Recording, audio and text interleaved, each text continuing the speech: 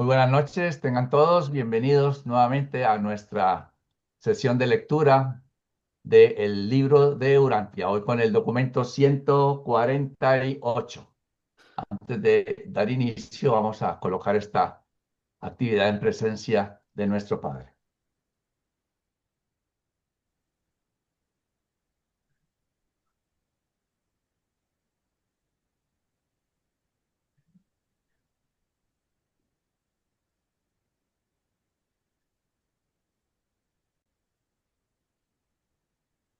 Muy bien, vamos entonces a dar inicio, así que los dejo con Flor.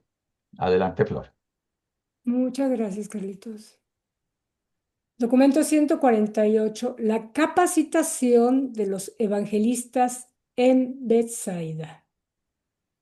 Desde el 3 de mayo hasta el 3 de octubre del año 28 después de Cristo, Jesús y el cuerpo apostólico residieron en Bethsaida, en la casa de Zebedeo.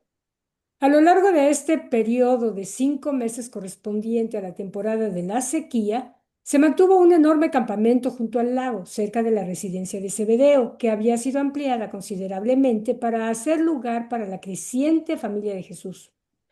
Este campamento junto al lago, ocupado por una población constantemente cambiante de buscadores de la verdad, candidatos para curaciones y devotos de la curiosidad, contaba entre 500 y 1.500 personas. Esta ciudad de tiendas estaba bajo la supervisión general de David Zebedeo, asistido por los gemelos Alfeo. El campamento era un modelo de orden y sanidad, así como también de administración general. Los pacientes de diversas enfermedades estaban segregados y estaban bajo la supervisión de un médico creyente, un sirio llamado Elman. Aquí vamos a poner atención porque David Zebedeo no aparece mucho en la información tradicional. Más sin embargo, ahora, gracias a la quinta revelación, podemos visualizar el papel tan importante que tuvo David Zebedeo en toda la misión de Jesús, y sobre todo nos permite ver por varios comentarios que nos hacen los reveladores que los apóstoles y todo el grupo no andaban como, o sea, nomás caminando por ahí sin orden, nada. No, tenían un orden, una administración genial que les sirvió obviamente para dar mayores resultados, ¿no? A lo largo de los documentos vamos a ver todo lo que David Zebedeo hizo, y es una lástima que no haya trascendido la importancia de su persona. Bien, continuemos. Durante todo este periodo, los apóstoles iban a pescar por lo menos un día por semana y vendían el fruto de su pesca a David para la alimentación de los habitantes del campamento junto al lago. Los fondos así obtenidos eran entregados al tesorero del grupo. Los 12 tenían permiso para pasar una semana de cada mes con sus familiares o amigos. Aunque Andrés seguía estando a cargo de todas las actividades apostólicas, Pedro estaba plenamente a cargo de la escuela evangelista. Todos los apóstoles contribuían a la enseñanza de los diversos grupos de evangelistas por la mañana, y tanto los instructores como los alumnos enseñaban a la gente por la tarde. Después de la cena, 5 noches por semana, los apóstoles conducían clases de preguntas para beneficio de los evangelistas. Una vez por semana, Jesús presidía esta sesión, contestando las preguntas que habían quedado pendientes de las sesiones anteriores. En 5 meses pasaron varios miles de personas por este campamento. Personas interesadas provenientes de todos los rincones del Imperio Romano y de las tierras situadas al este del Éufrates asistían con frecuencia. Fue este el periodo estacionario y bien organizado más prolongado de la enseñanza del Maestro. La familia inmediata de Jesús pasó la mayor parte de este tiempo en Nazaret o Caná. El campamento no se gobernaba como una comunidad de intereses comunes, como era la manera de la familia apostólica. David Zebedeo dirigió esta gran ciudad de tiendas en una forma que permitió que se convirtiera en una empresa capaz de autoabastecerse. Nunca, aunque nunca, se rechazó a nadie. Este campamento en constante cambio fue una característica indispensable para la escuela de instrucción evangelista de Pedro.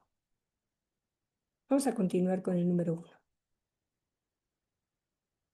A menos que haya alguna pregunta, ¿hay alguna pregunta con respecto a David y cómo, o alguna idea que hayan tenido diferente de cómo se manejaba el grupo de los apóstoles con Jesús? Porque muchos piensan que andaban ahí errando por el campo, sin ningún orden, sin ninguna organización. Pero ahora vemos claramente que no era así. Aníbal, adelante. David Cebedo también fue el jefe de los mensajeros, que también fue como, que él lo tomó como también como su propio trabajo sin ser asignado por nadie. Y fue una eficiente red de comunicaciones que cubría una extensión muy grande. Sí, Y creo que es efectivamente. el mismo. Sí, sí, sí, David Cebedeo. Y desafortunadamente no trascendió, pero efectivamente no solamente organizaba los campamentos, sino como vamos a ver en documentos posteriores, también organizaba el tema de la comunicación, muy diferente de cómo es ahora, pero en ese tiempo él lo organizó y fue muy eficiente. Aparte de otros méritos que tuvo, como creer en la resurrección de Jesús, pero eso ya lo vamos a ver más adelante. Bueno, vamos a continuar con el numeral uno. Uno, una nueva escuela de profetas. Pedro, Santiago y Andrés formaban el comité nombrado por Jesús para evaluar a los que solicitaban ingreso en la escuela de evangelistas. En esta nueva escuela de profetas estaban representadas todas las razas y nacionalidades del mundo romano y del Oriente, incluso de la India. El plan de enseñanza en esta escuela era aprender y luego poner en práctica lo aprendido. Lo que aprendían los estudiantes por la mañana lo enseñaban por la tarde en la asamblea junto al mar. Después de la cena, dialogaban libremente sobre lo que habían aprendido por la mañana y lo que habían enseñado por la tarde. Cada uno de los instructores apostólicos enseñaba su punto de vista sobre el Evangelio del Reino. No hacían ningún esfuerzo por enseñar exactamente igual.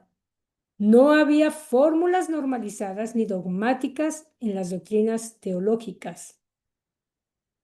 Hay que resaltar esto. No había fórmulas normalizadas ni dogmáticas, diferente de como a veces sucede ahora. Bueno, aunque todos ellos enseñaban la misma verdad, cada apóstol presentaba su propia interpretación de las enseñanzas del maestro. Jesús defendía y sostenía esta presentación de la diversidad de experiencias personales en las cosas del reino, armonizando y coordinando infaliblemente estas muchas visiones divergentes del Evangelio.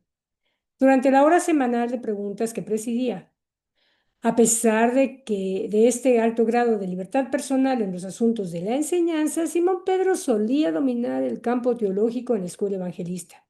Después de Pedro, Santiago Zebedeo era el que ejercía la mayor influencia personal.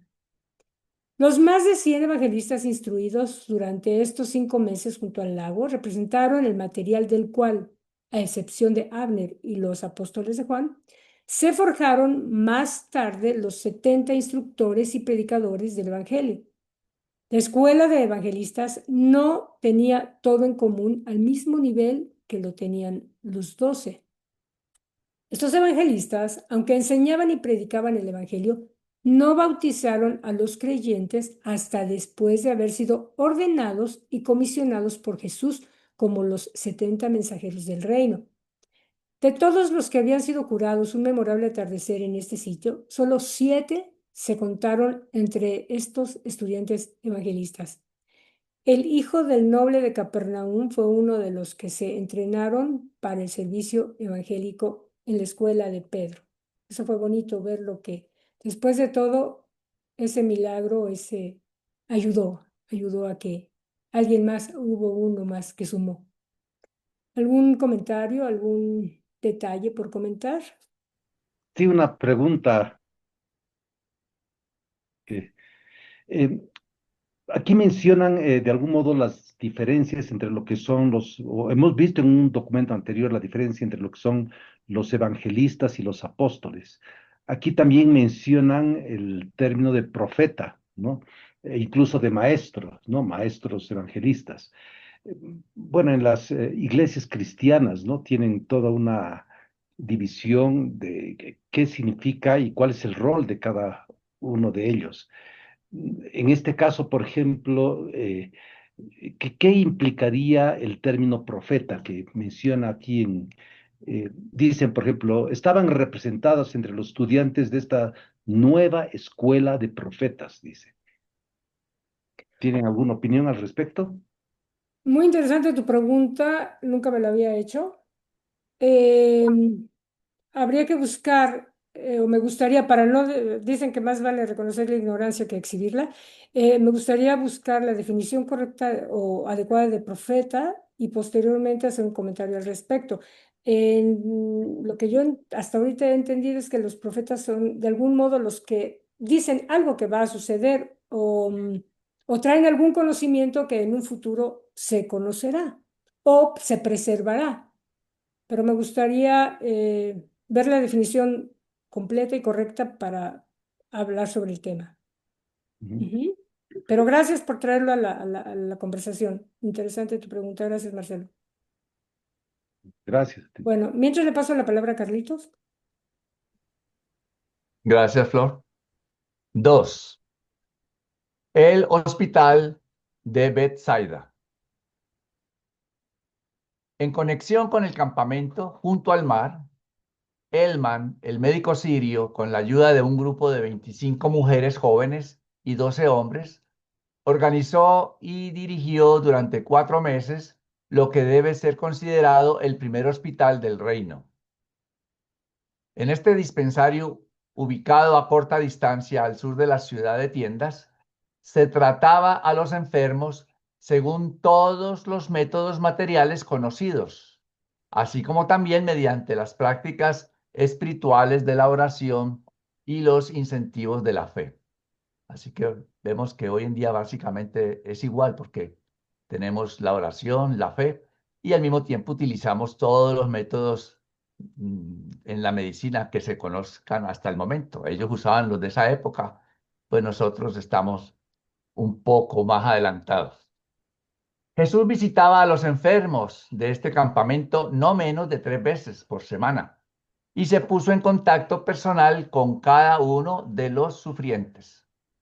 Por lo que sabemos, no ocurrió ningún así llamado milagro de curación sobrenatural entre los 1.000 afligidos y dolientes que se fueron de este dispensario mejorados o curados. Sin embargo, la vasta mayoría de estos individuos así beneficiados no dejó de proclamar que Jesús los había curado. Muchas de las curas, ¿no?, efectuadas por Jesús en conexión con su ministerio para los pacientes de Elman se asemejaban en verdad a efectos milagrosos, pero se nos informó que se trataba en realidad tan solo de esas transformaciones de mente y espíritu que se dan a veces, en la experiencia de las personas llenas de esperanza y dominadas por la fe, cuando se encuentran bajo la influencia inmediata e inspiradora de una personalidad fuerte, positiva y beneficiosa, cuyo ministerio disipa el temor y destruye la ansiedad. Elman y sus asociados intentaron enseñar a estos enfermos la verdad sobre la posesión de los espíritus malignos, pero poco fue su éxito. La creencia de que la enfermedad física y los desórdenes mentales podían ser causados por un espíritu así llamado impuro que habitaba en la mente o en el cuerpo de la persona afligida era prácticamente universal. En todos sus contactos con los enfermos afligidos, cuando se trataba de una técnica de tratamiento o de divulgar las causas desconocidas de una enfermedad, Jesús no desatendió las instrucciones que le impartiera su hermano del paraíso Emanuel antes de embarcarse en la aventura de la encarnación en Urantia. Sin embargo, los que cuidaban a los enfermos aprendieron muchas lecciones útiles observando la forma en que Jesús inspiraba la fe y la confianza en los enfermos y sufrientes. El campamento se desbandó poco antes de que comenzara la temporada que se caracteriza por la proliferación de los resfriados y las fiebres. Si hay algún comentario o pregunta al respecto de este numeral. Bien, entonces, sí, sí, Mayra. Am, Al principio de la lectura habla del primer hospital del reino. ¿A qué se refiere con del reino? ¿A qué reino? Bueno, yo diría que de la historia de la humanidad, yo lo entiendo así, no necesariamente del reino que Jesús predicaba, sino como de toda, en la historia del planeta. Yo lo veo así, pero no sabría decir si es así o no. Es la primera información que tenemos de que existiera una especie de hospital en la historia de la humanidad. A ver, Aníbal. Leíste que leíste y repetiste dos veces a veces. Sí, es evidente que la fe y la esperanza puede cambiarlo a uno físicamente y hasta curarlo. Entonces yo quisiera saber qué es lo que se necesita para que sea así, porque no, porque a veces ocurre eso. Entonces, porque a veces sí, porque a veces no. Ahí lo que nos está diciendo es que si una persona está llena de fe y está enferma y está ante otro ser de gran influencia que uno admira, respeta, una persona especial, uno a veces, ahí es donde está la palabra, a veces eso causa en uno un efecto tal que uno se alivia, se sana.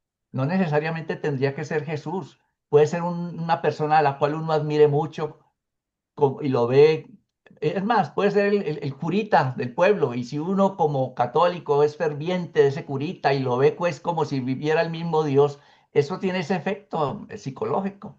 Y si el curita va y le pone la mano en la frente y él entiende que con eso tenía para superar su mal, puede sanarse, a veces. Así es como pues yo lo veo. Ahí nos está hablando de una persona especial que sea muy influyente para uno desde el punto de vista espiritual. No necesariamente tendría que ser Jesús. Para ellos en ese momento era Jesús que estaba allí y ellos lo veían, pues imagínense cómo veían a Jesús y que tenía la fama de que curaba gente. Pues ellos esperaban que con solo verlo, que con solo Jesús ir a verlos, ya eso era motivo suficiente. Y dice ahí que se sanaron muchos y muchos de ellos salieron diciendo que fue un milagro, aunque como dice ahí los reveladores, a ellos no se les informó si fue realmente milagro o no, pero ocurría eso y nos da la explicación de por qué, por el efecto positivo que tiene en uno encontrarse frente a una persona que uno admira mucho. Vamos a seguir entonces con el número 3. Los asuntos del Padre. A lo largo de este periodo, Jesús condujo servicios públicos en el campamento menos de una docena de veces y solo habló en la sinagoga de Capernaum una sola vez. El segundo sábado antes de partir para la segunda gira pública de predicación en Galilea con los evangelistas recién instruidos. Desde la época de su bautismo no había estado el maestro tanto tiempo a solas como durante este periodo de instrucción de los evangelistas en el campamento de Bethsaida. Cada vez que uno de los apóstoles se atrevía a preguntar a Jesús por qué estaba tan frecuentemente ausente de su medio, contestaba invariablemente que estaba ocupado en los asuntos del Padre. Durante estos periodos de ausencia, Jesús iba acompañado por solo dos de los apóstoles. Había liberado temporalmente a Pedro, Santiago y Juan de sus obligaciones como asistentes personales para que pudieran también participar en la instrucción de los nuevos candidatos evangelistas, que eran más de 100. Cuando el maestro deseaba ir a las montañas para ocuparse de los asuntos del Padre, llamaba a los dos apóstoles que se encontraban desocupados en ese momento para que lo acompañaran.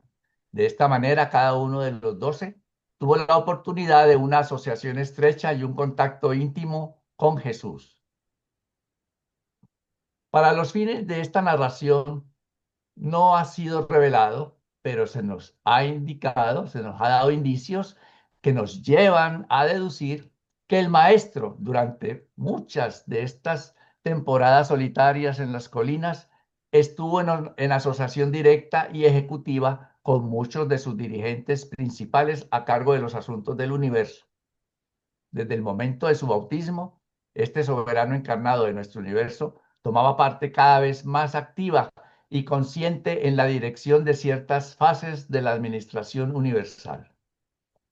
Y siempre somos de opinión que de alguna manera no revelada a sus asociados inmediatos durante estas semanas de menor participación en los asuntos terrenales, se ocupó Jesús de dirigir a aquellas altas inteligencias espirituales que estaban a cargo de administrar un vasto universo y que el Jesús humano eligió designar estas actividades suyas como los asuntos de su Padre.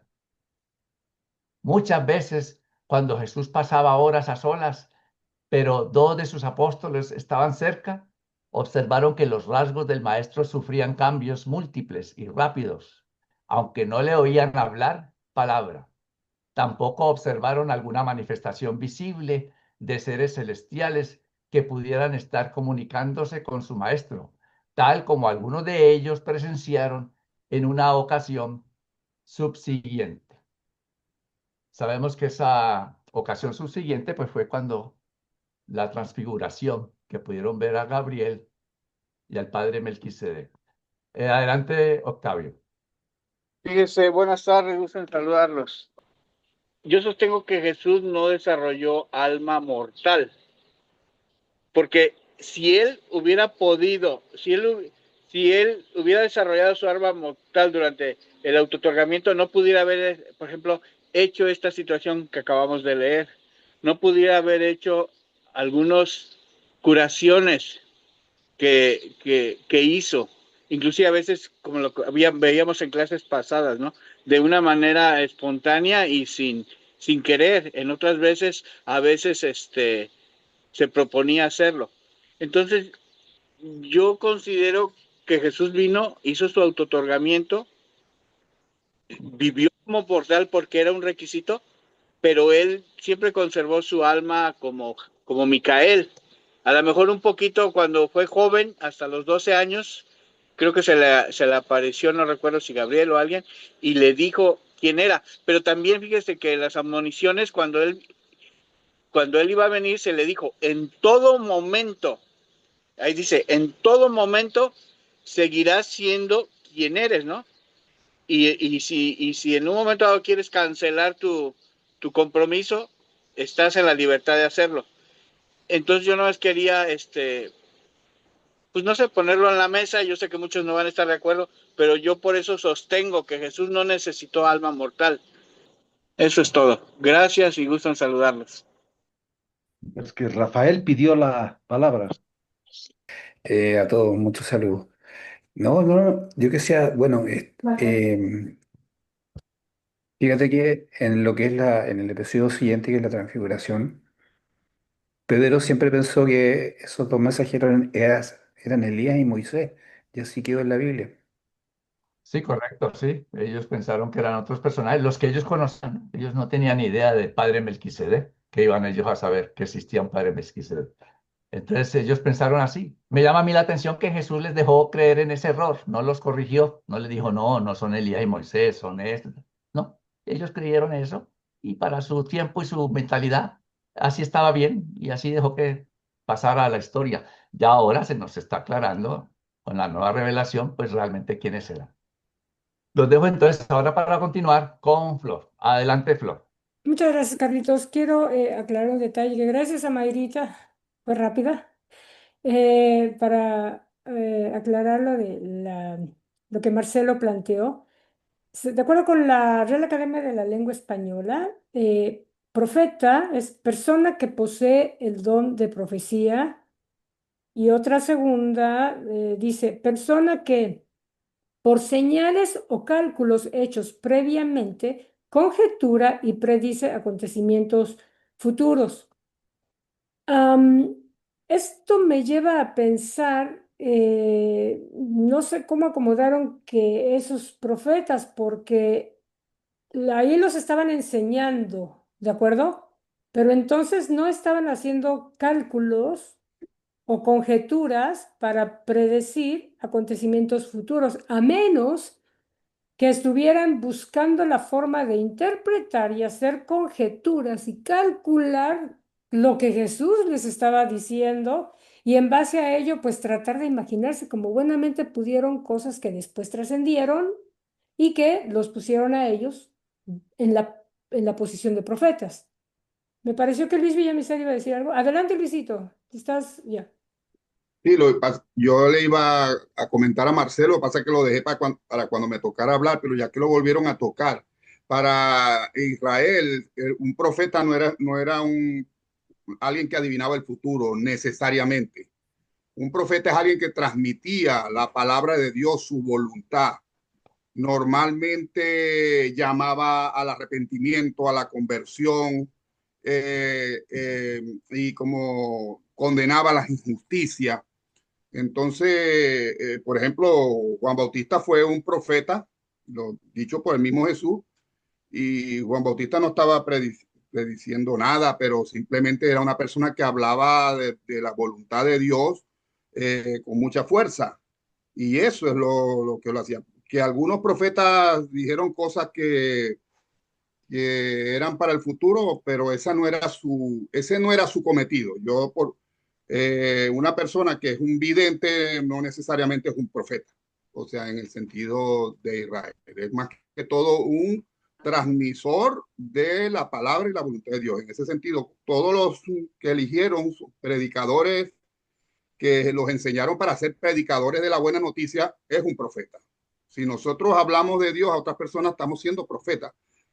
Profetizar sobre la vida de otra persona es hablarle de Dios en su vida, en su historia. Una persona que está, por ejemplo, atribulada por una cosa que le pasó y tú le hablas, o le clarificas esa situación desde el punto de vista de Dios, es lo mismo que hablarle de la buena noticia para que pueda salir. En ese momento tú estás haciendo profeta para su vida. No le estás anunciando ningún futuro, pero le estás clarificando su vida de acuerdo a la voluntad de Dios. Entonces, no necesariamente, por eso está bien dicho, como dice en el libro, que eran los primeros profetas que se estaban haciendo. Sí. Muchas gracias, Luisito, por la Gracias. aclaración. Bueno, ahora ya sabemos eso. Perdón, Marcelo, te interrumpí. No, gracias. No, ok. Y gracias, Mayrita, por tu aporte. Bien, vamos al punto 4. El mal, el pecado y la iniquidad. Era costumbre de Jesús celebrar 2 noches por semana un diálogo especial con los individuos que desearan hablar con él en cierto rincón aislado y protegido del jardín de Zebedeo. En una de estas conversaciones vespertinas en privado, Tomás hizo al maestro la siguiente pregunta. ¿Por qué es necesario que los hombres nazcan del Espíritu para entrar al reino? ¿Es que el renacimiento es necesario para liberarse del control del diablo? Maestro, ¿qué es el mal? Al oír Jesús estas palabras, le dijo a Tomás, no cometas el error de confundir el mal con el diablo, más correctamente llamado el inicuo. El que vosotros llamáis el diablo es hijo del amor propio, aquel alto administrador que se rebeló a sabiendas y deliberadamente contra el gobierno de mi padre y de sus hijos leales. Pero ya yo subyugué a estos rebeldes pecaminosos. Aclara en tu mente estas actitudes diferentes hacia el Padre y su universo. No olvides nunca estas leyes relacionadas con la voluntad del Padre. Y aquí vamos a poner atención porque aquí hace la diferenciación y Jesús lo dijo todo. Vamos a poner atención. El mal, empezando por el mal, es la transgresión inconsciente o sin intención de la ley divina, la voluntad del Padre. El mal es, en cierto modo, la medida de la imperfección de la obediencia a la voluntad del Padre. Ahora vamos con el que sigue. El pecado.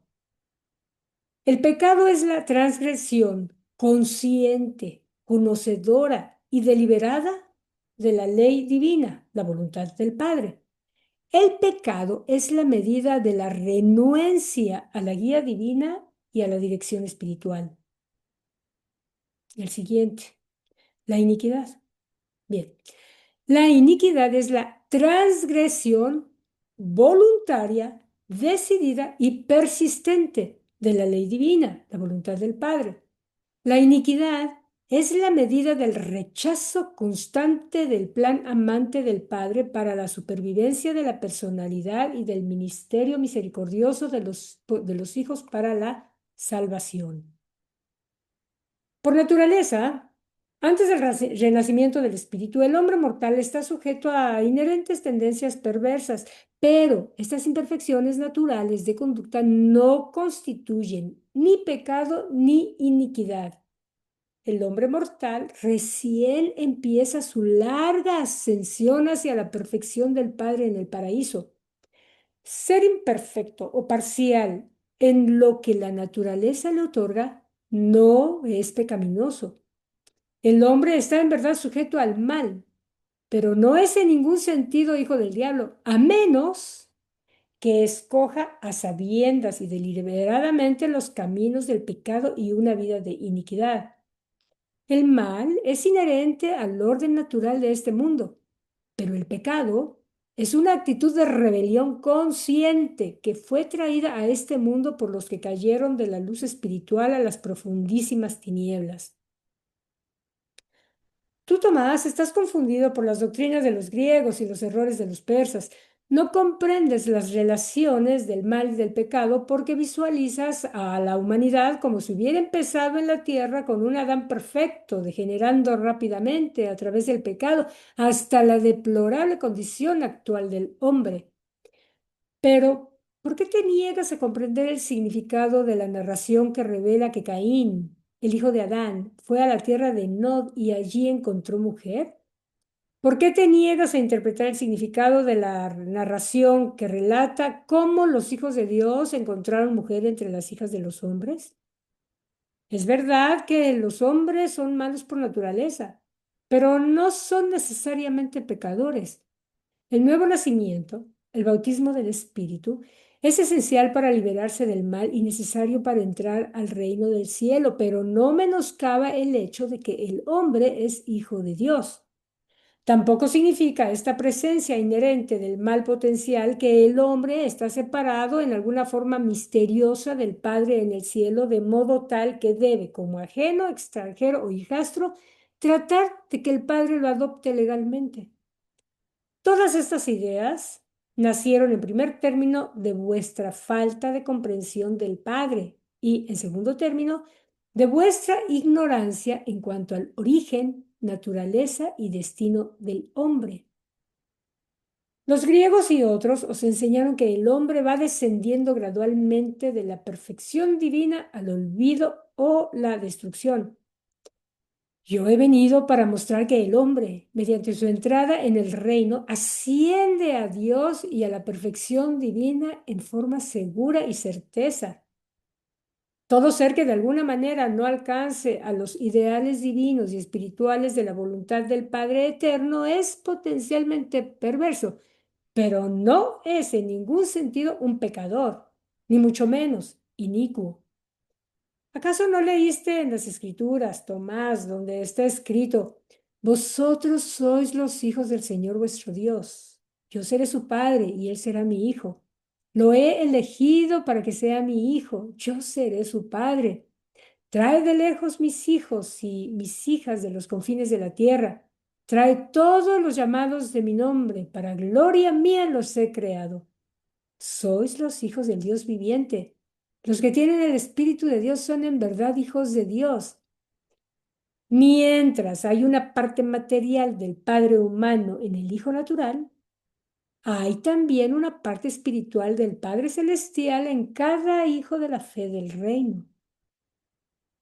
Todo esto y mucho más dijo Jesús a Tomás, y mucho de ello el apóstol comprendió, aunque Jesús le advirtió que no hables con los demás sobre estos asuntos hasta que yo haya vuelto al Padre. Y Tomás no mencionó este diálogo hasta después de la partida del Maestro de este mundo.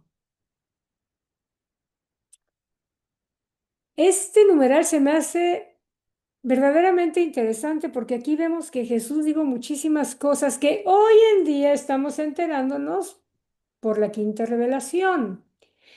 Para empezar, la diferenciación entre mal, pecado e iniquidad, eso no lo sabíamos, o al menos, o a lo mejor muchos lo sabían, yo no lo sabía. E inclusive cuando hablan de Adán y Eva, nos aclaran claramente lo que es el mal, el pecado y la iniquidad. Y ahí nos aclaran claramente que Adán y Eva no pecaron, dándonos la ventaja de saber que no somos todos pecadores, ¿no? Porque en teoría de ahí se deriva que somos todos pecadores, ¿no? Y bueno, que Jesús vino, pero eso es otro cantar. Y nos dicen que es pecado, con lo cual también nos da la libertad de pensar, el no ir a misa los domingos no es pecado. Antes se pensaba que si no ibas a misa el domingo era pecado. Ya sabemos que no. Y otra cosa, cuando dice, y Jesús lo dijo, que así como cada hijo humano tiene parte del Padre biológico, también tenemos una parte del Padre celestial. Entonces, qué lástima que muchas cosas de estas no trascendieron, porque ahí está todo, que nos pudo haber facilitado muchísimo, no solamente nuestra vida y nuestra ascensión, sino nuestro entendimiento, que además, como Jesús dice, que gran parte de la confusión es porque no conocemos al Padre, por un lado, y por otro lado, porque somos ignorantes de todo el origen de nuestro mundo y bueno, de todo el resto de la creación, ¿no? Entonces, en este numeral hay muchísima información que aclara muchos puntos que la tradición trae un poquito ligeramente diferentes, ¿no? ¿Hay alguien que guste decir algo al respecto? ¿No? Bien, continuamos. Le paso la palabra nuevamente a Carlitos. Gracias, Flor. 5. El propósito de la aflicción. En otro de estos diálogos privados en el jardín, Natanael preguntó a Jesús: Maestro, aunque comienzo a comprender por qué te niegas a practicar indiscriminadamente tus dotes curativas, aún no entiendo por qué el Padre amante en el cielo permite que muchos de sus hijos sobre la tierra sufran tantas aflicciones. El maestro respondió a Natanael diciendo: Natanael, tú y muchos otros estáis perplejos porque no comprendéis de qué manera ha sido tantas veces convulsionado el orden natural de este mundo, debido a las aventuras pecaminosas de ciertos traidores que se rebelaron contra la voluntad del Padre. Yo he venido para empezar a poner en orden estas cosas, pero se necesitarán muchos siglos para devolver esta parte del universo a los caminos anteriores y así aliviar a los hijos del hombre de la carga adicional del pecado y la rebelión. La sola presencia del mal es prueba suficiente para la ascensión del hombre. El pecado no es esencial para la supervivencia. Pero, hijo mío, debes saber que el Padre no aflige a sus hijos deliberadamente. El hombre desencadena sobre sí mismo aflicción innecesaria como resultado de su negación persistente a marchar en los buenos caminos de la voluntad divina. La aflicción está en potencia en el mal, pero buena parte de ella se produce por el pecado y la iniquidad. Muchos acontecimientos inusitados han acaecido en este mundo, y no es raro que todos los hombres pensadores se preocupen por el espectáculo que presencian de sufrimiento y aflicción. Pero puedes estar seguro de una cosa: el Padre no envía aflicción como castigo arbitrario de la fechoría. Las imperfecciones y desgracias del mal son inherentes. Los castigos del pecado son inevitables. Las consecuencias destructoras de la iniquidad son inexorables. El hombre no debe culpar a Dios por las aflicciones que son el resultado natural de la vida que él elige vivir. Tampoco debe el hombre quejarse de esas experiencias que son parte de la vida tal como se la vive en este mundo. Es la voluntad del Padre que el hombre mortal trabaje con perseverancia y firmemente hacia el mejoramiento de su condición en la tierra. La aplicación inteligente permitirá al hombre sobreponerse a buena parte de su miseria en la tierra. Natanael, es nuestra misión ayudar a los hombres a que solucionen sus problemas espirituales y de esta manera agilicen su mente para encontrarse mejor preparados e inspirados para resolver sus múltiples problemas materiales. Conozco tu confusión porque has leído las Escrituras. Demasiadas veces ha prevalecido la tendencia de asignar a Dios la responsabilidad de todo lo que el hombre ignorante no puede comprender. El Padre no es personalmente responsable de todo lo que vosotros no podéis comprender. No dudes del amor del Padre solo porque alguna ley justa y sabia que Él ordenó te aflija por haberla transgredido inocente o deliberadamente. Pero Natanael, mucho hay en las Escrituras que te habría instruido si tan solo hubieras leído con discernimiento, ¿verdad? Más arriba él le dice que él sabe que ha leído las Escrituras, pero ahora le está diciendo que si las hubiera leído con discernimiento, habría entendido más la respuesta a esta pregunta.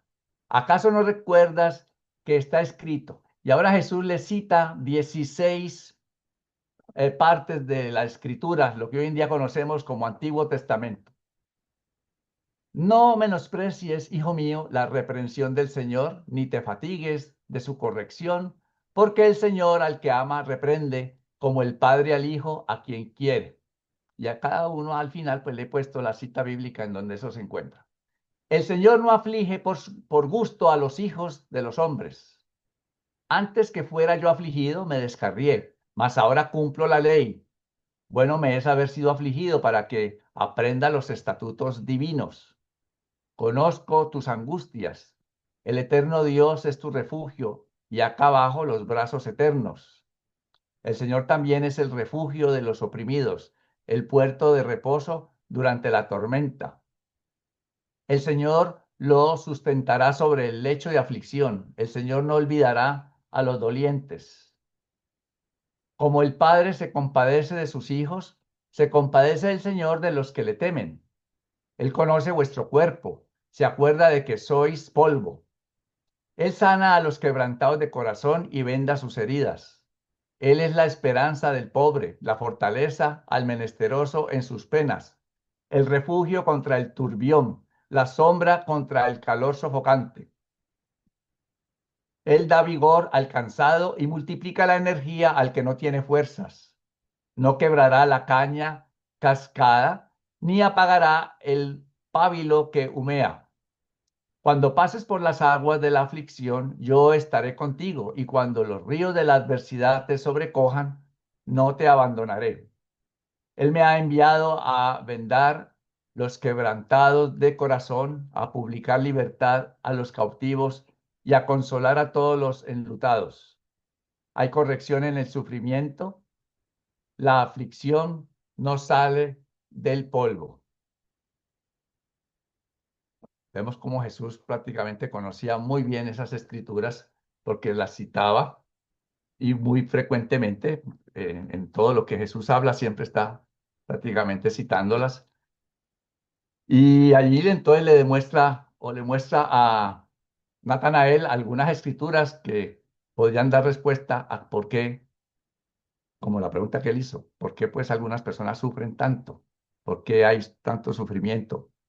Y también tendría yo que añadir que como cada uno de nosotros tiene un propósito, digámoslo así, un plan diseñado por el ajustador de pensamiento, quizás algunos de nosotros tengamos que pasar por ciertas angustias, por ciertas pruebas, otros no. No todos tenemos que pasar por lo mismo. Entonces, esas son es parte de nuestro crecimiento espiritual. Al final sabemos que todo, absolutamente todo, es para nuestro bien, que todo viene de Dios y es para nuestro bien, no es para nuestro mal. Uno vive esas experiencias que le tocan vivir. Algunas, como dice allí, son consecuencia de actitudes o cosas, decisiones que uno ha tomado. Y entonces, pues, pasó esto y aquello. Por eso dice ahí que no debemos culpar a Dios de todo. A Dios siempre se le está echando, pues, la responsabilidad de todo, inclusive de todo lo malo. Y en esa época, en el caso del pueblo judío, con mayor razón. Y si a usted le iba mal, era porque usted era pecador y Dios lo estaba castigando. Pues ya vemos que no es así. ¿Algún comentario o que amplíe o alguna pregunta? Pues vamos a ver entonces. Sí, sí, Liliana, el micrófono, por favor. O sea, gracias. O sea que entonces no es que Dios le mande pruebas a uno, sino que uno, por la vida y las decisiones que uno tome, lo que dice usted tiene sus consecuencias. ¿No es cierto entonces? Porque uno escucha mucho, no, que eso son pruebas de Dios, que son pruebas de Dios. ¿No es así, cierto? Bueno, yo ahora mismo diría que no. Entiendo que no. Pero esas ideas vienen desde, como vamos a ver ahora lo que nos va a leer Luis justamente, la historia de Job, que complementa esto, lo que a él le pasó y ya Luis nos va a aclarar esto y verá que es un ejemplo fabuloso y de mucha fama, pues digámoslo, muy antiguo. Se supone que es el de los libros de la Biblia el más antiguo que se escribió es ese, la historia de Ok. Job. Ciertamente hasta el día de hoy la gente, supongo que por consuelo, cuando nos pasan cosas que no nos las explicamos, sobre todo la muerte de un ser querido es algo que muy difícil de aceptar, eh, y sobre todo viniendo de Dios. Bueno, entonces normalmente decimos que son pruebas que Dios nos manda.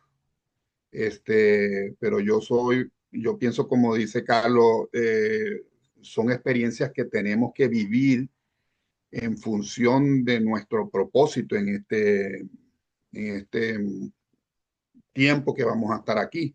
Son experiencias. Acuérdense que Dios, se puede decir, Dios crece a través de todas nuestras experiencias. Y, y entonces esas experiencias son necesarias. En ese sentido no hay experiencias ni buenas ni malas, son experiencias. Y no todos tienen que pasar las mismas experiencias, pero vamos a ver el caso de Job, que Job no es un personaje histórico, Job no existió, es como una historia que cuenta el mismo pueblo de Israel. Esto no lo inventó Jesús, es una cuenta el pueblo de Israel para darle una interpretación al sufrimiento, pero se va a presentar aquí esas ideas falsas que tenemos sobre el sufrimiento en los amigos de Job. Vamos a ver. 6. La interpretación errónea del sufrimiento, el discurso sobre Job. Esa misma tarde en Bethsaida, Juan también preguntó a Jesús por qué tantos seres aparentemente inocentes sufrían tantas enfermedades y experimentaban tantas aflicciones. Al responder a las preguntas de Juan, entre varias cosas, dijo el maestro: Hijo mío, no comprendes el significado de la adversidad ni la misión del sufrimiento. ¿Acaso no has leído esa obra maestra de la literatura semita, la historia en las escrituras sobre las aflicciones de Job? ¿Acaso no recuerdas cómo comienza esta maravillosa parábola con la narración de la prosperidad material del siervo del Señor?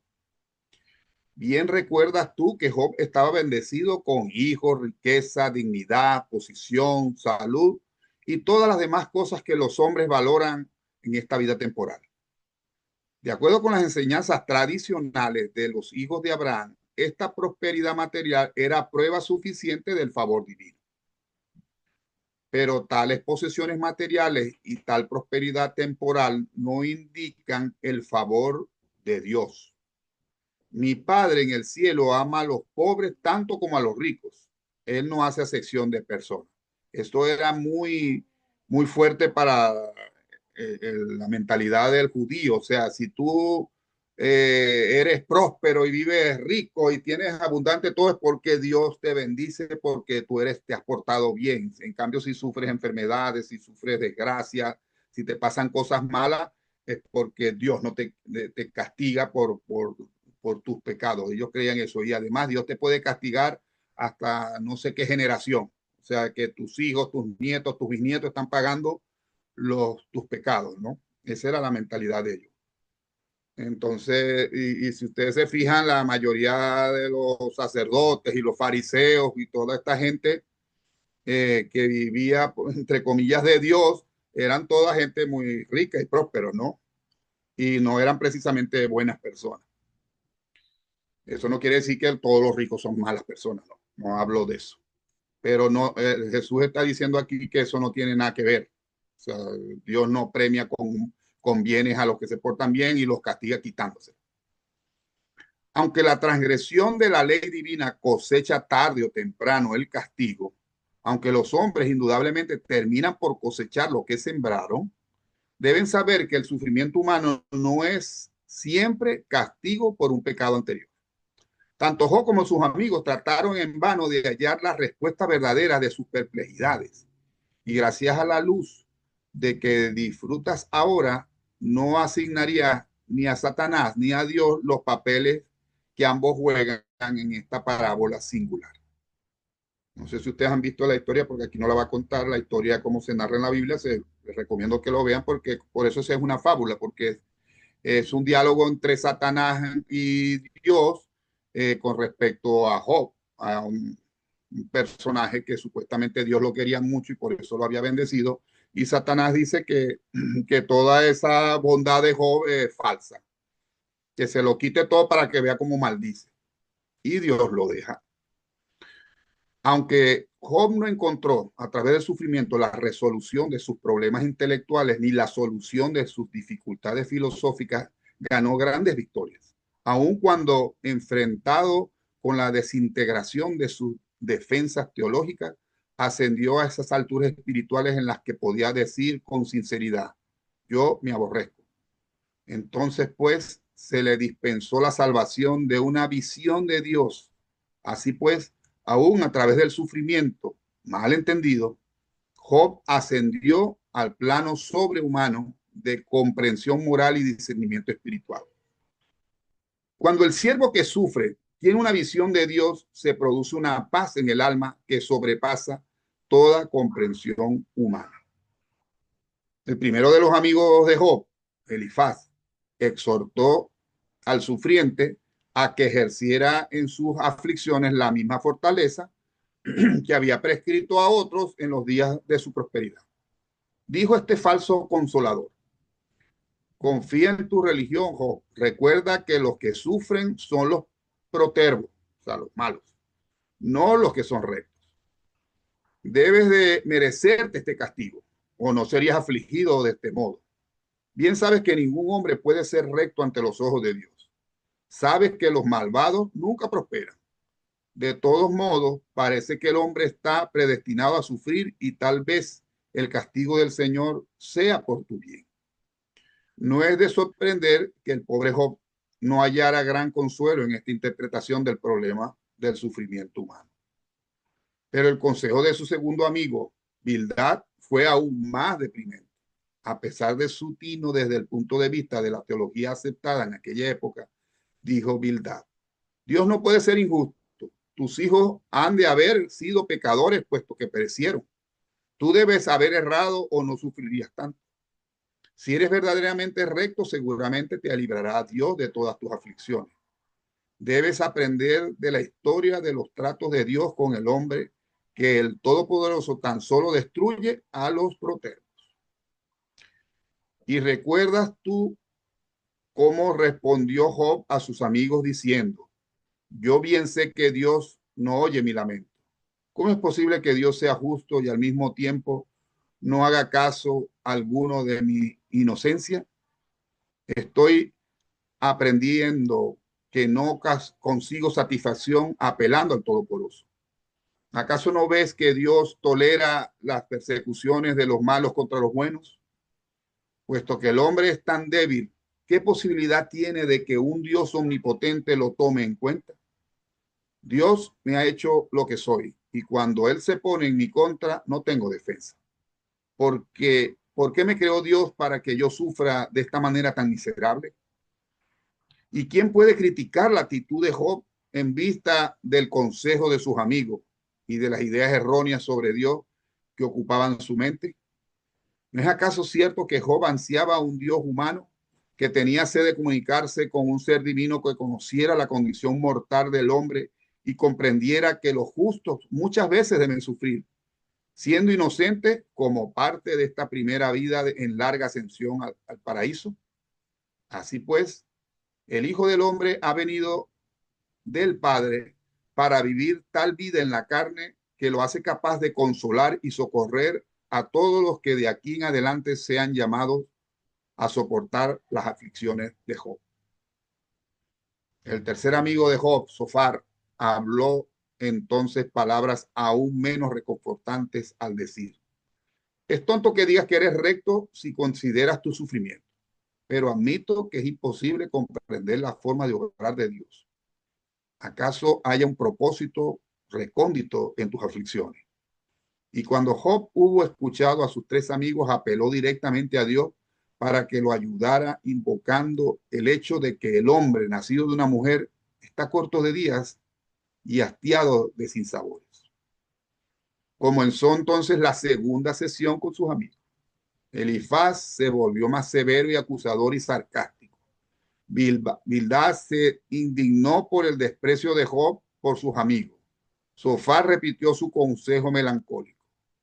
Job a esta altura se había disgustado con sus amigos y apeló nuevamente a Dios, y ahora apelaba a un Dios justo contra el Dios de las injusticias representado por la filosofía de sus amigos y venerado hasta por su propia actitud religiosa. Luego Job buscó refugio en el consuelo de una vida futura en la cual las iniquidades de la existencia mortal pudieran ser rectificadas por mayor justicia. La imposibilidad de recibir ayuda del hombre lleva a Job a Dios. Hay una gran lucha en su corazón entre la fe y las dudas. Finalmente el humano sufriente comienza a ver la luz de la vida. Su alma torturada asciende a nuevas alturas de esperanza y valentía. Puede que él siga sufriendo y aún muera, pero su alma esclarecida pronuncia ahora el grito de triunfo: mi reivindicador vive. Job tenía razón en poner en tela de juicio la doctrina de que Dios aflige a los hijos para castigar a sus padres. Job estaba a punto de admitir que Dios es recto, pero anhelaba una revelación que pudiera satisfacer su alma sobre el carácter personal del Eterno. Y esa es nuestra misión en la tierra. Ya no se negará a los mortales sufrientes el consuelo de conocer el amor de Dios y de comprender la misericordia del Padre en el cielo. Aunque el discurso de Dios expresado como un torbellino fue un concepto majestuoso para el día en que fue pronunciado, tú ya has aprendido que el Padre no se revela de ese modo, sino que más bien habla dentro del corazón humano con voz suave y baja, diciendo: este es el camino, anda por él. ¿Acaso no comprendes que Dios reside dentro de ti, que se ha hecho como eres tú para que puedas hacerte como es Él? Y ahí puse un asterisco y les agregué una notica porque me recordó un pasaje de un libro de los primeros siglos de la iglesia. Se los quiero leer porque hace resonancia con esto que acaba de decir Jesús. Dice: te has entregado a mí sin ninguna reserva, lleno de suavidad, hiciste pequeña tu grandeza. Te hiciste pecado por mí, lleno de misericordia, para que mis pecados no me apartasen de ti. Te hiciste como yo para que te recibiera, en el aspecto como yo para que en ti me revistiera. Y así no tuviera miedo al encontrarte a ti, el inmortal, la plenitud de los tiempos. Ese es un trocito de unos libros, se llama La Oda Séptima de Salomón, de parte de las Odas de Salomón, una colección de antiguos himnos cristianos de origen siríaco o griego, probablemente compuesto entre los siglos I y II, o sea, muy cercano relativamente. Aunque no forman parte del canon bíblico, son muy valorados por su espiritualidad profunda y cristológica temprana. Y quise traer esa notica ahí porque es precisamente lo que estaba haciendo referencia a Jesús, y lo quise poner ahí para que se viera que los primeros cristianos tampoco fue que no entendieron nunca nada. Quizás con la larga la gente se fueron, los dirigentes fueron dándole más importancia a ciertas cosas, pero ciertamente no todo fue equivocado. Sigo. Luego hizo Jesús su declaración final. El Padre en el cielo no aflige a propósito a los hijos de los hombres. El hombre sufre primero por los accidentes del tiempo y por las imperfecciones que se originan del mal en una existencia física madura. Luego sufre las consecuencias inexorables del pecado, la transgresión de las leyes de la vida y de la luz. Finalmente el hombre cosecha el fruto de su persistencia inicua en la rebelión contra el gobierno recto del cielo en la tierra. Pero los sufrimientos del hombre no son un castigo personal del juicio divino. El hombre puede hacer y hará mucho para discernir sus sufrimientos temporales, pero apártate de una vez por todas de la superstición de que Dios aflige al hombre por mandato del diablo. Estudia el libro de Job solo para descubrir cuántas ideas erróneas sobre Dios pueden aún los hombres buenos honestamente albergar. Y luego observa cómo aún el doloroso afligido Job halló al Dios del consuelo y de la salvación a pesar de estas enseñanzas erróneas. Por fin su fe penetró las nubes del sufrimiento para discernir la luz de la vida que se derramaba del Padre como misericordia sanadora y rectitud perdurable. Juan reflexionó en su corazón sobre estas palabras por muchos días. Después de esta ocasión, toda su vida fue considerablemente cambiada como resultado de esta conversación con el maestro en el jardín. Y mucho hizo él en tiempos posteriores para que los otros apóstoles cambiaran su punto de vista relativo a la fuente, naturaleza y propósito de las aflicciones humanas más comunes. Pero Juan nunca habló de esta conversación hasta después de la partida del maestro.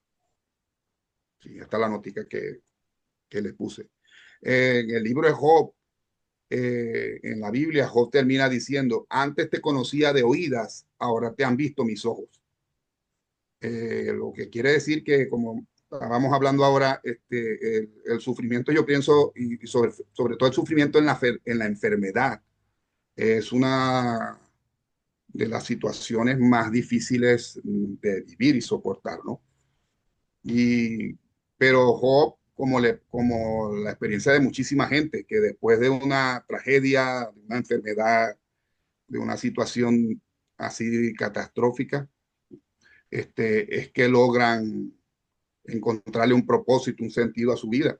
Y sobre todo, como dirá Job, ahora te conozco no porque me lo contaron mis padres o porque lo leí en la iglesia, no, ahora te he experimentado. Porque experimentar el amor de Dios como estaba antes, ¿verdad? Cuando todo te va de maravilla, todo te prospera y todo, y hablar del amor de Dios en esas circunstancias es muy fácil, ¿no? O sea, y dar consejo es muy fácil. Pero cuando tú puedes ver a Dios en una situación a ese nivel, la cosa es mucho más profunda y tiene mucho más valor. Si alguno quiere agregar algo, un comentario, una pregunta.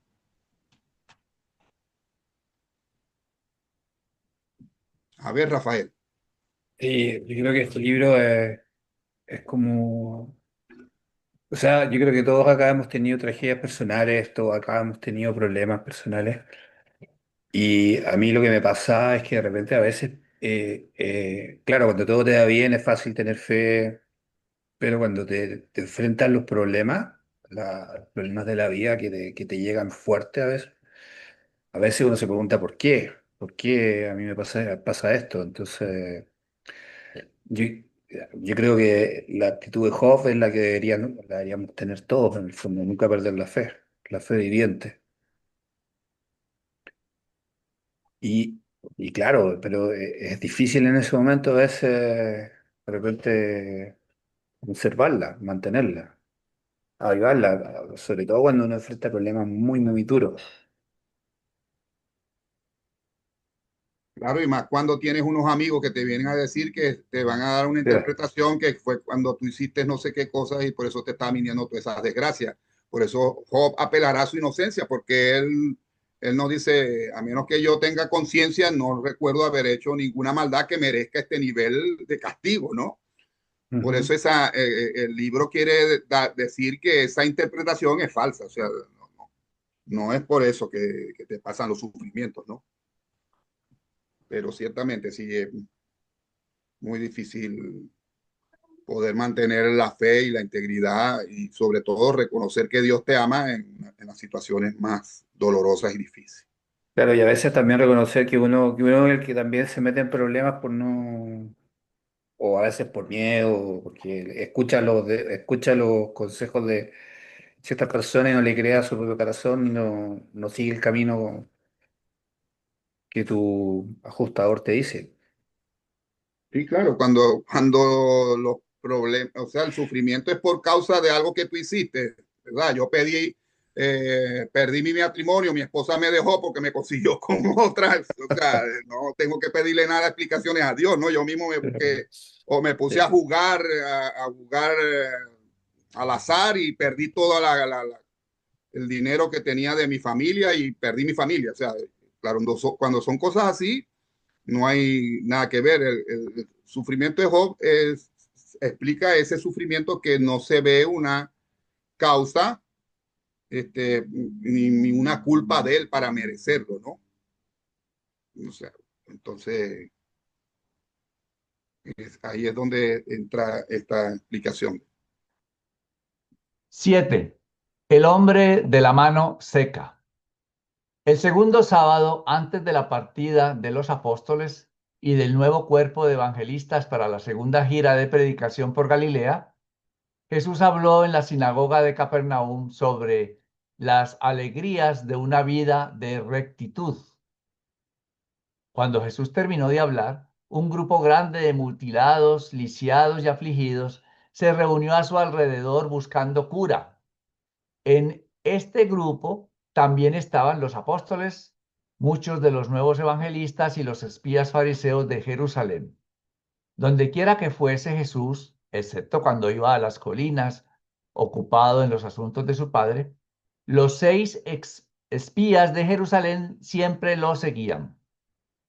Mientras Jesús hablaba con la gente, el jefe de los espías fariseos indujo a un hombre que tenía una mano seca a que se le acercara y le preguntara si era legal ser curado el día sábado o si debía buscar curación otro día.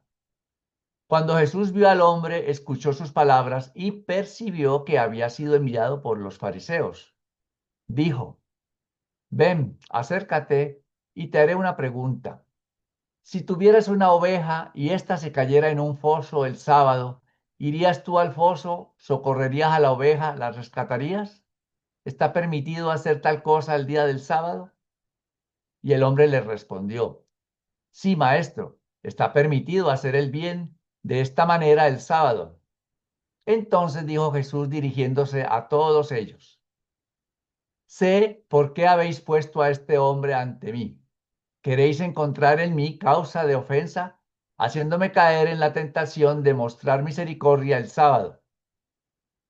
En silencio todos estáis de acuerdo de que está permitido sacar a una oveja desafortunada de un foso, aún el sábado.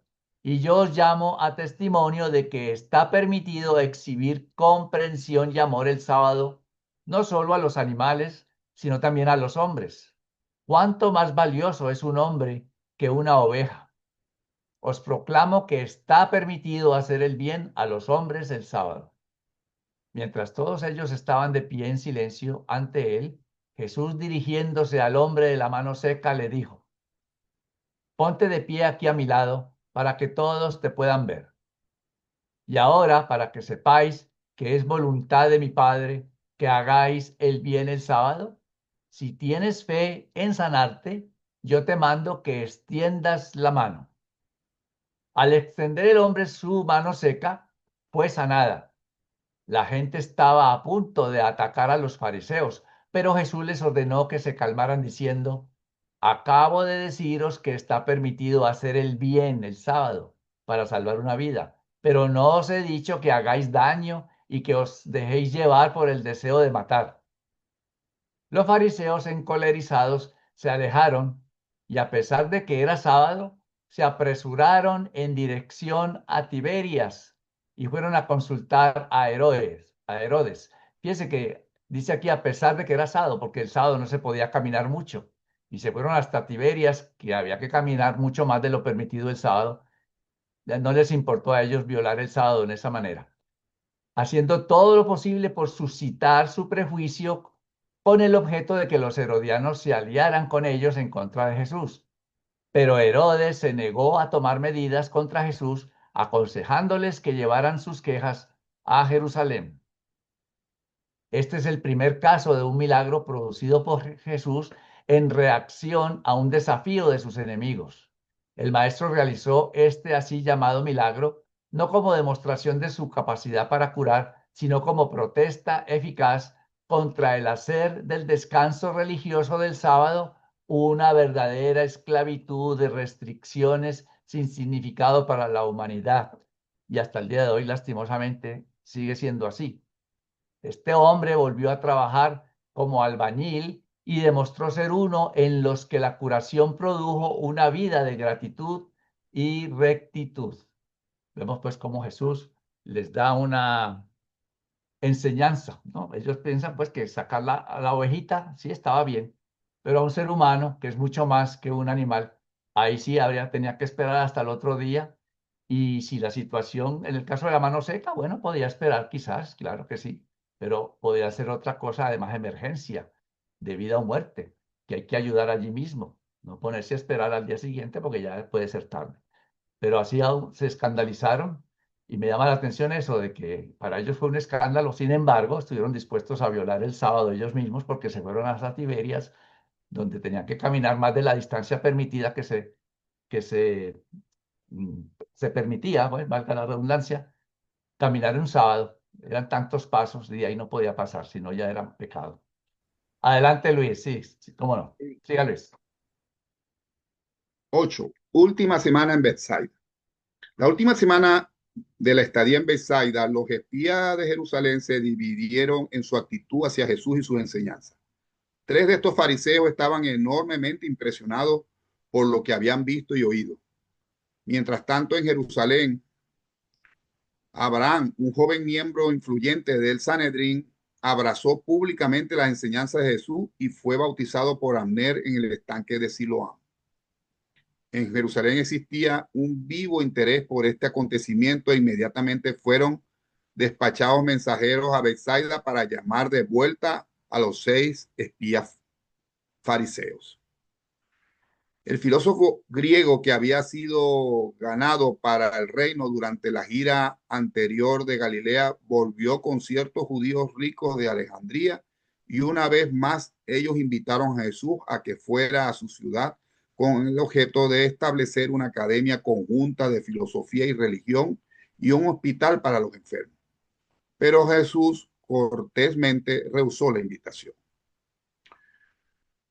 Aproximadamente por esta época llegó al campamento de Bethsaida un individuo que profetizaba cuando estaba en trance. Provenía de Bagdad y se llamaba Quirme. Este supuesto profeta tenía visiones peculiares cuando estaba en trance y sueños fantásticos cuando alguien interrumpía su sueño. Creó considerable zozobra en el campamento y Simón el Zelota opinaba que sería bueno tratar con cierta rudeza a este pretendido profeta que se engañaba a sí mismo. Pero Jesús intervino y le otorgó entera libertad de acción por unos días. Todos los que escucharon su predicación pronto se dieron cuenta de que sus enseñanzas no eran sólidas si se les juzgaba de acuerdo con el evangelio del reino. Pero después este individuo retornó a Bagdad, llevándose tan solo a una media docena de almas inestables y erráticas. Pero antes de que Jesús intercediera por el profeta de Bagdad, David Zebedeo, asistido por un comité nombrado por él mismo, llevó a Quirme al lago y después de sumergirlo varias veces en el agua, le aconsejó que se fuera y construyera su propio campamento. Ese mismo día, Beth Marión, una mujer fenicia, se volvió tan fanática que perdió la cabeza y casi se ahogó porque había tratado de caminar sobre el agua. Sus amigos las enviaron a su casa, la enviaron a su casa. El nuevo converso de Jerusalén, Abraham el fariseo, donó todos sus bienes terrenales al tesoro apostólico. Y esta contribución mucho ayudó para que se pudiera enviar nuevamente a los 100 evangelistas recién capacitados.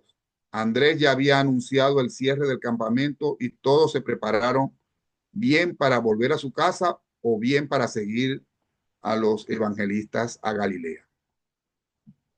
Fíjense que esto que pasa con este supuesto profeta, que lo que hace es utilizar su cualidad, por decirlo de alguna manera, para crear zozobra y eso. Fíjense que Jesús va a utilizar la misma estrategia que se hizo con Lucifer y con Caligasta y todo, o sea, que es a lo mejor lo que nosotros quisiéramos, ¿verdad? O lo que nosotros haríamos cuando alguien está contradiciendo o haciéndonos un mal, ¿verdad? A lo que a nuestro grupo, a lo que nosotros queremos construir, lo primero que queremos es extirparlo, como si fuera un cáncer, un tumor que está saliendo.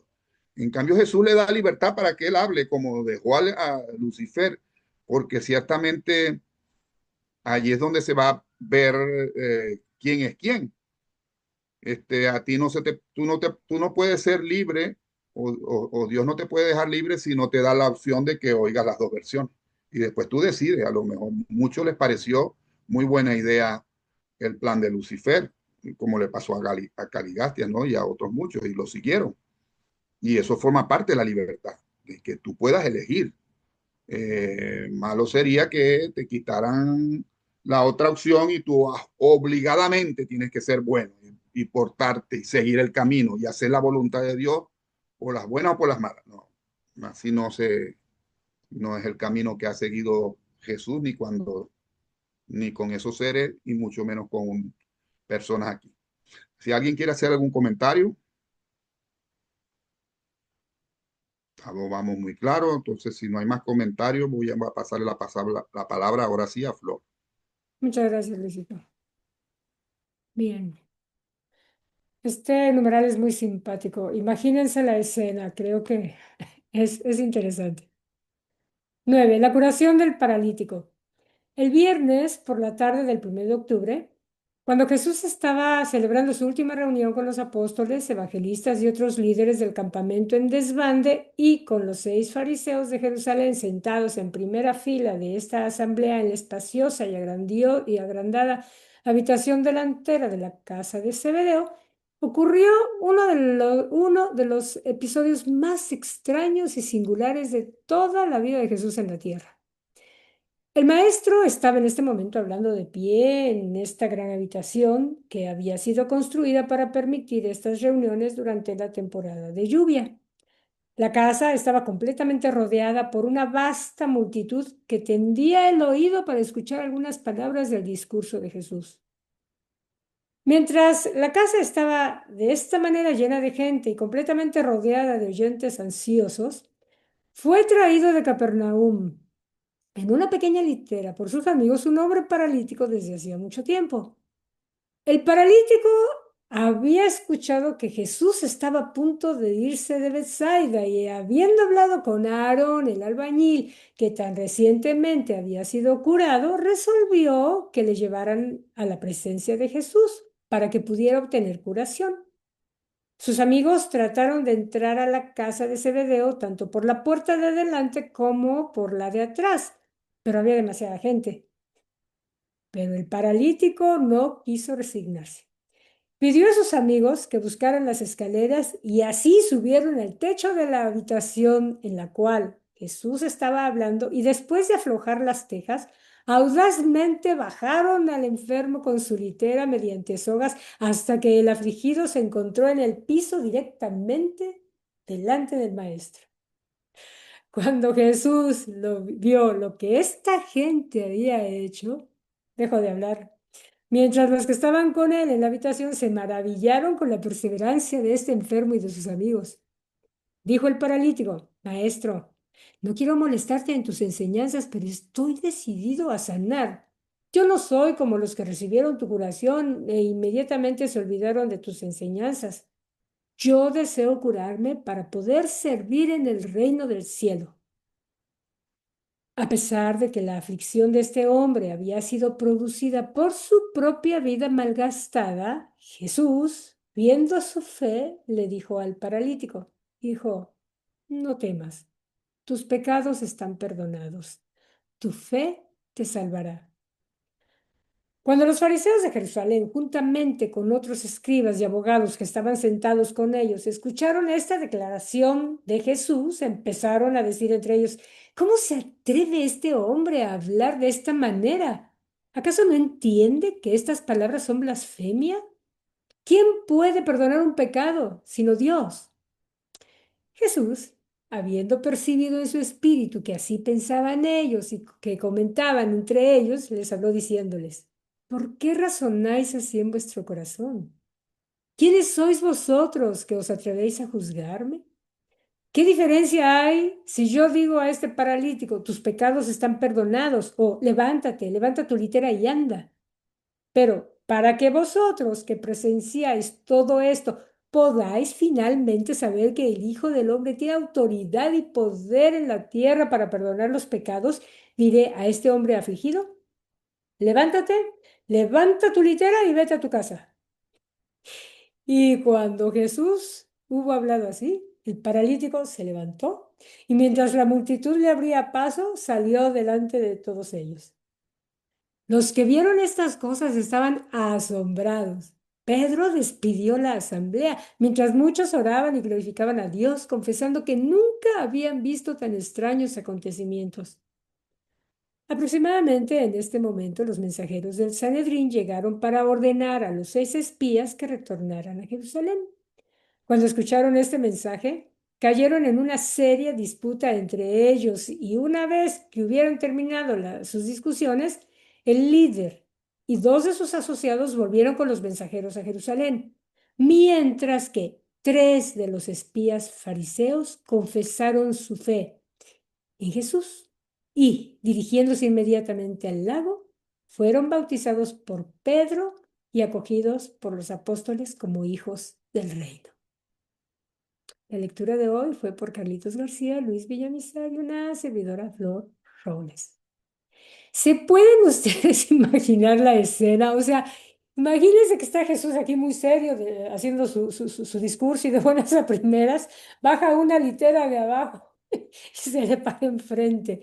Debió de haberse una escena simpaticísima y además digna de admiración porque obviamente notaba una persistencia y un deseo de curación impresionantes, al grado de que hicieron lo que se pudiera, lo que fuera posible, con tal de hacerlo. A mí personalmente se me hace muy simpática la escena y además del ingenio, ¿no? Ahí se ve el ingenio humano para hacer las cosas. Y luego otra cosa que me encantó fue la actitud de Jesús cuando les dice a los otros, bueno, y para que vean que sí puedo, pues ahí les voy. Y le dice al Señor que se levante y que se vaya caminando. O sea, hasta con sentido de humor, Jesús. Fue genial ese numeral. ¿Algún comentario al respecto? Claudio, adelante. Bueno, a ver, eh, me cuesta comprender por qué la tosudez de los fariseos, si bien hubo 3 que se quedaron, ¿no? Después de ver todas esas señales, ¿sí? Si bien iban a espiar, esperando que Jesús pisara el palito diciendo alguna clase de blasfemia o lo que fuera, pero veían esas cosas que él podía hacer. O sea, no cambiaron su actitud. Hubo 3 que volvieron y hasta antes de eso, los 6 estaban en contra. ¿Sí? Entonces, o sea, no sé, me llama la atención, o sea, qué es lo que hacía falta. Bueno, lo que pasó luego con Lázaro, ni que hablar, ¿no? O sea, pero bueno, eso es más adelante. Pero bueno, era una reflexión nada más. Gracias. Claro, yo creo que es la terquedad humana, o el ego, o la ignorancia, el tener ciertos modos de pensamiento y no ni siquiera abrir la puerta, ¿no? A nuevas posibilidades, o sea, totalmente cerrarte en un no. Y a mí, yo me hago la misma pregunta, o sea, había demasiada evidencia para que lo hubieran aceptado, o sea, cosas que ningún otro ser humano puede hacer. ¿En dónde radicaba esa terquedad en mantenerse en su posición? Ya no sé si era por cuestión de fe en sus creencias o simplemente terquedad y no querer cambiar, no querer aceptar. No sé, me hago la misma pregunta que tú. Sí, perdón, Flor. Y también recordemos que muchos de ellos pensaban que Jesús hacía todas esas cosas por autoridad del mismo Belcebú, como decían ellos, ¿no? Como si esas cosas fueran del mismo diablo o Satanás para ellos. Ujú. Entonces, si están convencidos de eso, pues por más prodigios que vean, dicen, no, pues es claro, es porque es el diablo el que está allí. Y quizás eso también influía. Sin embargo, mire que algunos sí veían diferente, como en este caso que nos dice que 3 se quedaron, ¿verdad? Así que eso nos sigue demostrando de que cada uno de nosotros es diferente y lo que le sirve a uno, a otro lo indigesta y viceversa. Entonces, no todo es para todos, todas las experiencias, todas las opiniones, todas las cosas son distintas y a unos les sirven y a otros no les sirven, antes les incomoda. Carlitos, pero entonces o sea, gracias por poner ese punto. Entonces me surge una pregunta. Si fuera cosa del diablo, por decirte algo, las cosas que él hacía eran buenas, era en pro de era un servicio, en pro del bien, en pro de la sanación, en pro de que la gente viviera una vida más sana, más tranquila, más, o sea, eran en realidad actos de amor. O sea, Ajá, no sí. podían discernir esa diferencia. Si hubiera sido por acto de Belcebú o quien quieras, no iba a ser un acto de amor, sería Bueno, un acto ellos de pensaban ego o también de que cualquier otra inclusive el cosa. mismo diablo se disfraza de cordero, Sí, ¿no? tienes razón. Entonces, porque si llega haciendo cosas horribles, pues todo el mundo sale corriendo despavorido de ahí. Entonces hay que hacer cositas bonitas para atraer a la gente y que la gente se las crea y poco a poco los van alejando pues del verdadero camino. Entonces, eso es un poco complicado, inclusive Ujú. hasta el mismo día de hoy, la gente piensa muchas cosas y sacar a la gente de sus pensamientos pues no es fácil. Eso toma tiempo y algunos lo logran y otros pues en esta vida quizás no lo logren. No sé, pero Ujú. sí es un tema como para pensarlo. Sí. Cierto. Gracias, Carlitos. Bueno, te dejo con la palabra. Les quiero de verdad agradecer su presencia y nos veremos el próximo jueves con el documento 149 para continuar esta lectura del libro de Urantia. Gracias, muy buenas noches, feliz resto Gracias a del todos. día, Dios les bendiga a feliz todos. fin Un de semana. abrazo a todos. Estén bien.